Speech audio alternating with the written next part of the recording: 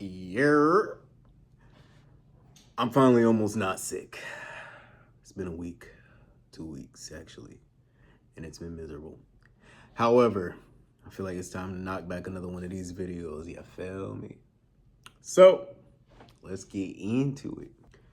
Did you know that 75% of our flowering and 35% of our food crops come from pollinators such as bees, birds, and butterflies, things of that sort? Let's get into it. Pollinators are like little cupids that fly around from flower to flower, transferring pollen. Without them, we wouldn't have our favorite things like roses or strawberries or chocolate to dip the strawberries or etc. So who are these guys, bro, that be pollinating our flowers for us, doing the hard work that we don't want to do, that we can't do? Birds, bees, bats, flies, beetles. Essentially anything that flies can put pollen from one flower onto another. But bees are the bee's knees when it comes to spreading pollen and pollinating flowers. A single bee can spread pollen to 5,000 flowers in one day. You got to be kidding me. So how does it work? When a bee visits a flower, it lands, drinks the nectar, and while it's drinking the nectar, it's being fed while the pollen sticks to the bee's body. When it gets up and goes to the next flower, that pollen falls off, and it essentially is copulating the flower, and that's how they make babies, flower babies. It's a beautiful thing. The birds and the bees. So bong, here's where it gets crazy. Here's where it gets funky. We like to eat good food. We like flowers and pretty stuff. But we're the biggest ops when it comes to pollinators due to deforestation, pollution, pesticides, etc. We're the ones that are destroying the pollinators by destroying their habitats and killing them off at a very, very, very rapid rate.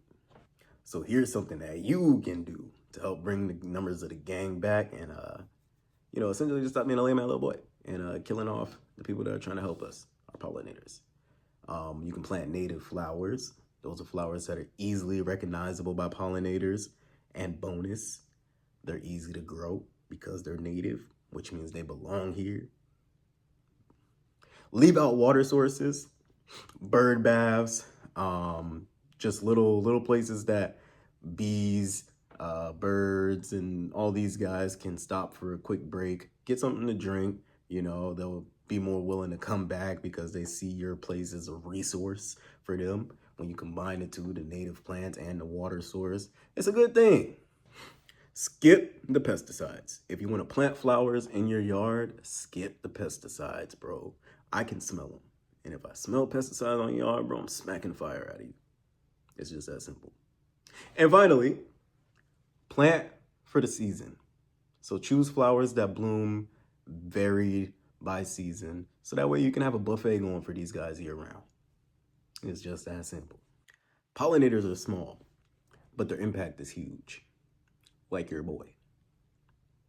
By creating a pollinator-friendly garden, you're not only supporting the plants and being a good person and not a lame little boy, but you're also ensuring a constant food supply for us all.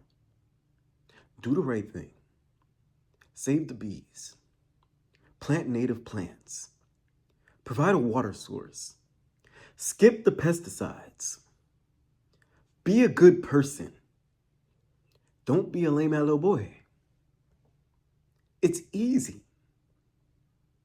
Okay? And remember, folks, don't hate. Pollinate.